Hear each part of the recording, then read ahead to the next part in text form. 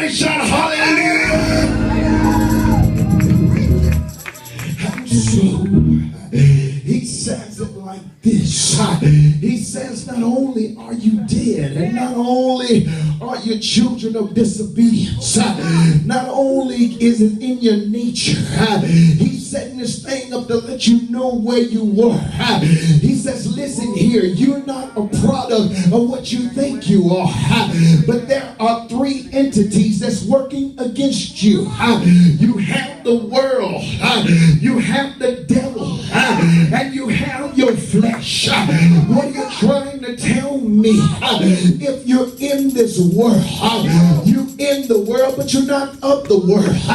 If you're a child of God, what are you trying? This world system is so messed up. That's why Paul picks it up like this and says in Romans 12:2, be not conformed to this world, but be ye transformed by the renewing of your mind.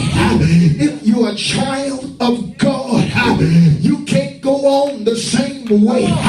The things you used to love, you ain't gonna love them anymore. That joker you used to love, you got to get him out your spirit. Them legs, I don't care how pretty they are, but when you're a child of God, you can't live the way you used to live. And so this world system, it puts the pressure on you to want to do all the things you want to do. But he came that you might have life and have it more abundantly. He came that you might have power. I didn't go to Calvary and die and hang there for you to say once again, I can't help it.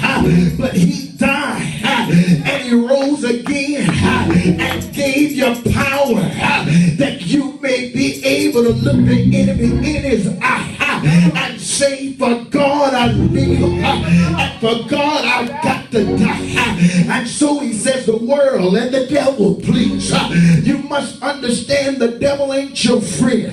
He is your enemy. And he says he's the spirit that now working in the children of disobedience. Listen, it ain't because of you, but the Bible declares that evil spirit will work in whomsoever let him. You ain't doing bad because you just want to do bad. You gotta give him free course to do what he's going to do. But when you resist the devil, he will flee. You must understand that you got the world and the devil, but you got another enemy that's in the flesh. The Bible declares that's all that's in the world is the lust of the eye, the lust of the flesh, and the pride of life. It's yourself is your greatest enemy, but you can get over yourself long enough to let God do it. He will do it.